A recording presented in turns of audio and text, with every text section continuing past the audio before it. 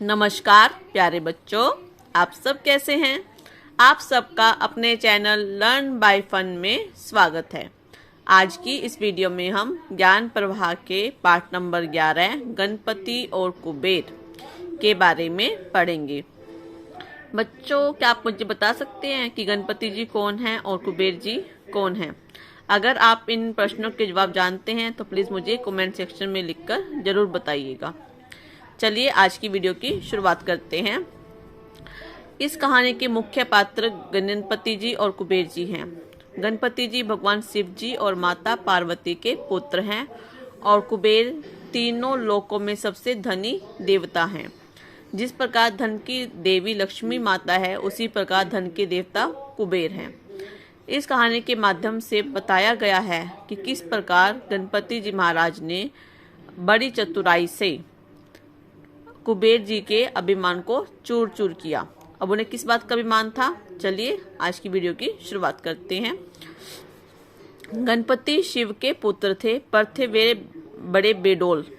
उनका शरीर नाटा और मोटा था। नाटा मतलब कद उनका छोटा था और सिर हाथी का था। चलते थे तो सूंड हिलती थी। देखिए बच्चों, उनका जो मुख है, जो फेस है, वो क्या है? हाथी जैसा। ये देखो, हाथी का फेस ऐसा होता है और उनकी ये सूंड है। जब वो चलते थे तो उनकी सूंड हिलती थी।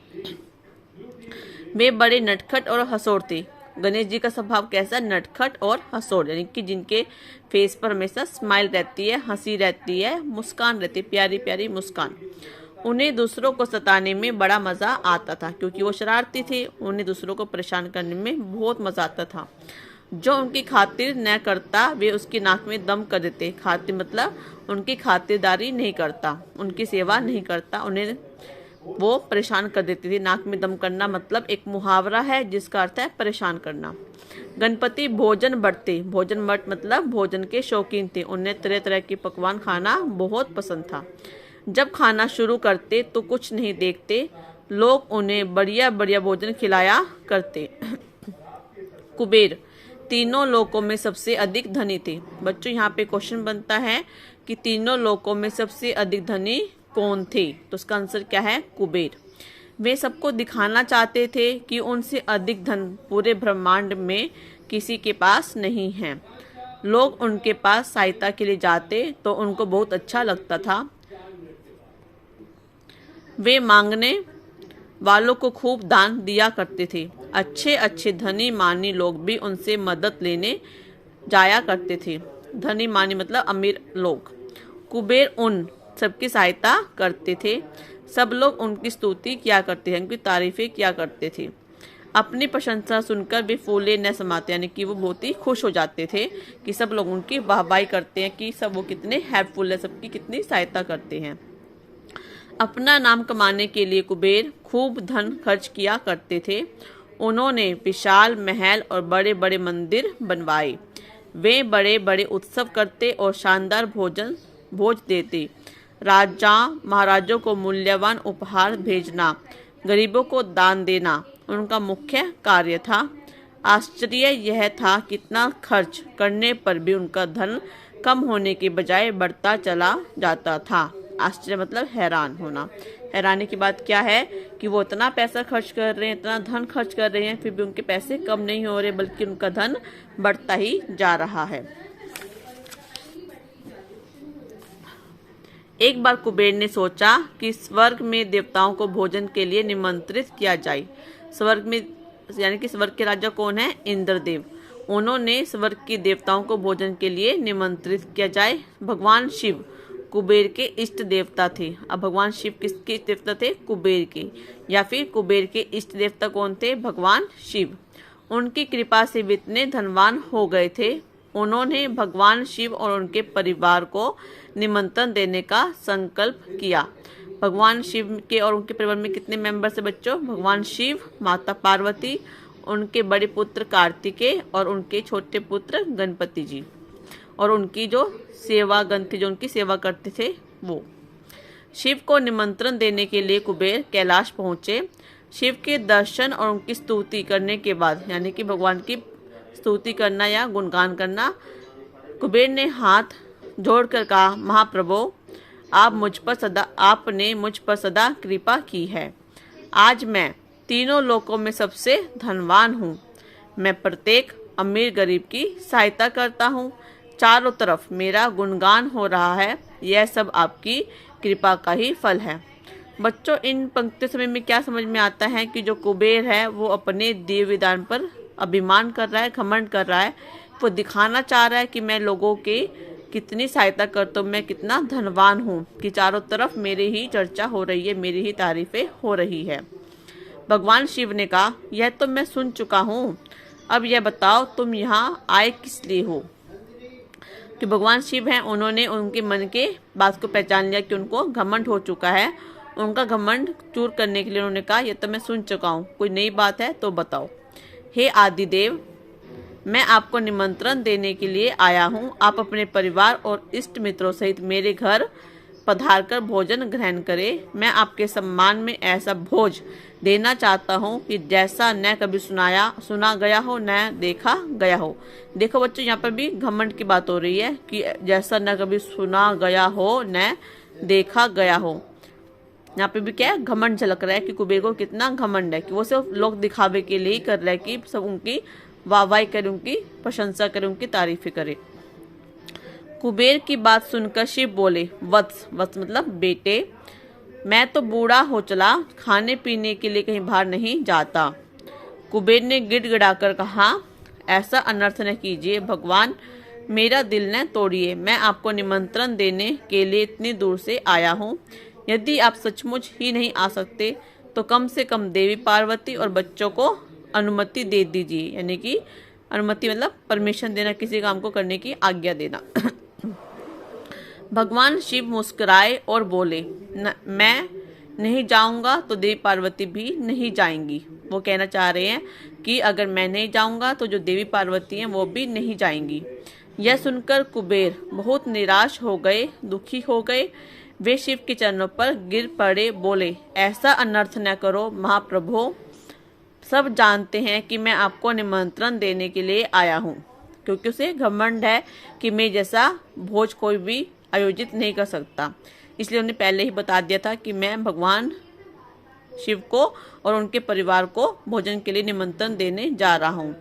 अब उस बात का डर है कि अगर वो भगवान शिव जी और उनके परिवार को आमंत्रित न कर पाए तो उसकी बहुत ही बेइज्जती होगी, बहुत ही अपमान होगा। आपके न पहुंचने पर मेरा बड़ा अपमान होगा। वे सब ये समझते हैं कि आप मेरी कोई बात नहीं टालते।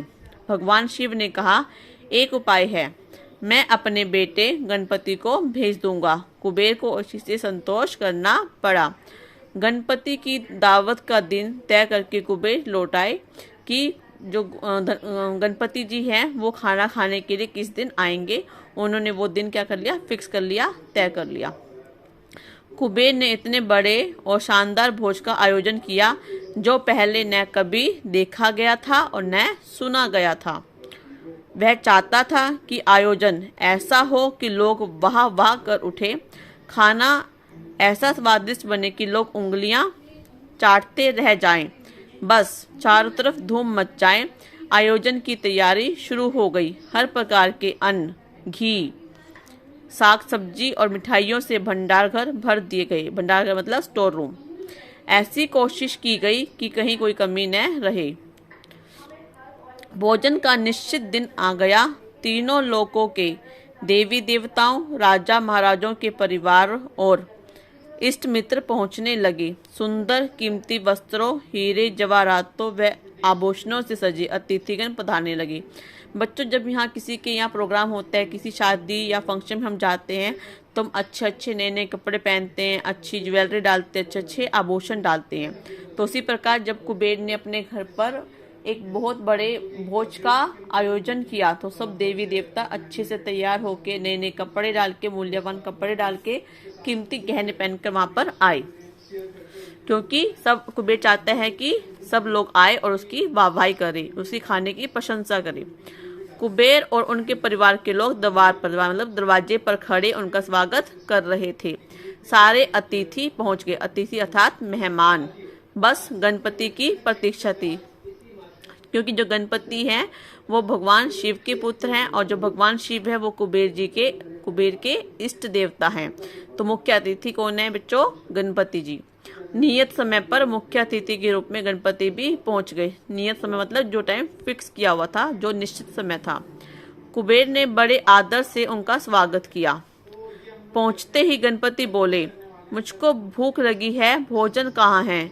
भोजन का कमरा तरह तरह की भोजन सामग्री से भरा पड़ा था।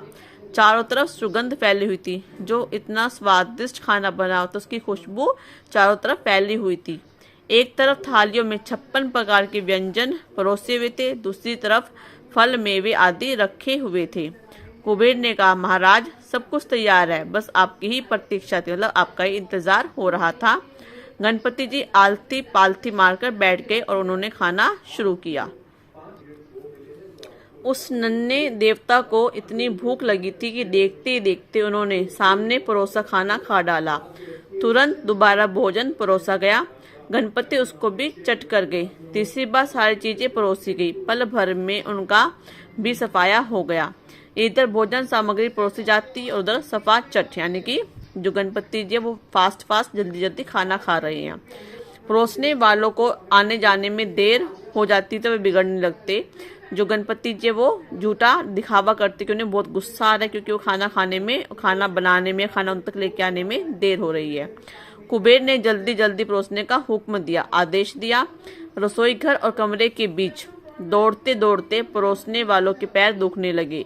जो गणपति जी वो बहुत स्पीड से बहुत जल्दी जल्दी खाना खा रहे हैं और जो खाना सर्व कर रहे हैं, जो खाना परोस रहे हैं, उनके पैर आने जाने के चक्कर में दुखने लगे हैं। लेकिन गणपति की भूख ही नहीं मिट रही थी। बड़ी तेजी से खाते खाते नन्हे देवता ने हजारों लोगों के लिए तैयार किया गया भोजन अकेले चटकर डाला। फिर भी उनकी भूख वैसी की वैसी ही रही। कुबेर ने तुरंत और खाना पकाने की आज्ञा दी, लेकिन गणपति को देर कहाँ सहन थी। वे अपनी जगह से उठे और जोर से बोले, मुझको भूख लगी है, तुरंत खाना लाओ। कुबेर ने हाथ जोड़कर कहा, थोड़ा समय दीजिए, अभी गर्मा गर्म भोजन तैयार हो जाता है। पर गणपति ने कुछ नहीं सुना। वे दनदनाते हुए रसोई घर में गए और कच्चा पक्का जो कुछ मिला चट कर गए।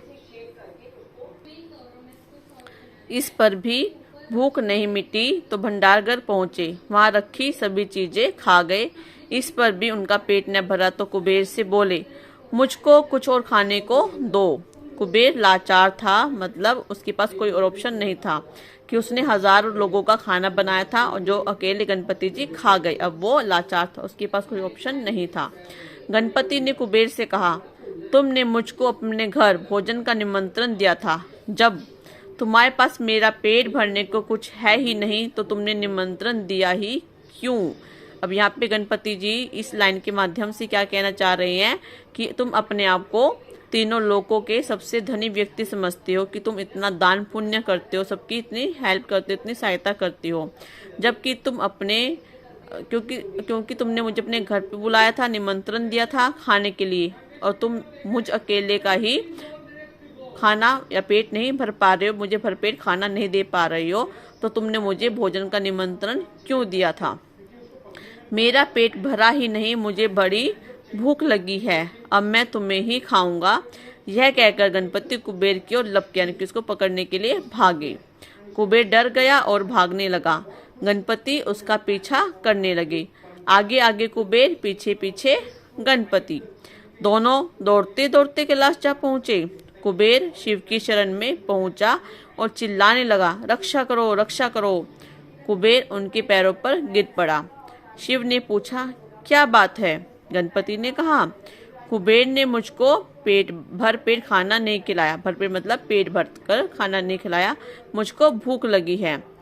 तुम अंदर जाकर अपनी माँ से खाना मांग लो, भगवान शिव ने कहा। गणपति चुपचाप वहां से चले गए। कुबेर का घमंड चूर चूर हो गया।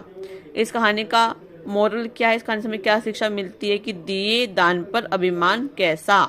क्योंकि जो कुबेर है वो अपने आप को तीनों लोगों का सबसे अधिक धनवान व्यक्ति समझता था। उन्हें लगता कि मैं ब्रह्मांड में सबसे ज्यादा धनी व्यक्ति हूँ, सबसे ज्यादा अमीर व्यक्ति हूँ। और वो इस भोजन के निमंत्रण से सबको ये जताना चाहते थे कि वो सबसे बढ़िया भोज आयोजित कर रहे हैं, ऐसा भोज जो कभी ना देखा गया हो ना सुना गया हो। लेकिन जो गणपति जी हैं उन्होंने अपनी चतुराई से कुबेर के इस अभिमान को चूर चूर कर दिया।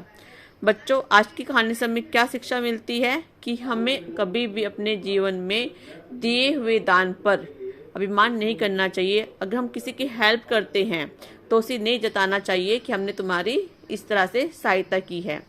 जो सहायता बाद में दिखाई जाए या उसको बाद में सुनाया जाए, इस तरह की हेल्प हमें नहीं करनी चाहिए, बल्कि हमें जीवन में सादा जीवन, उच्च विचार वाले भाव लाने चाहिए।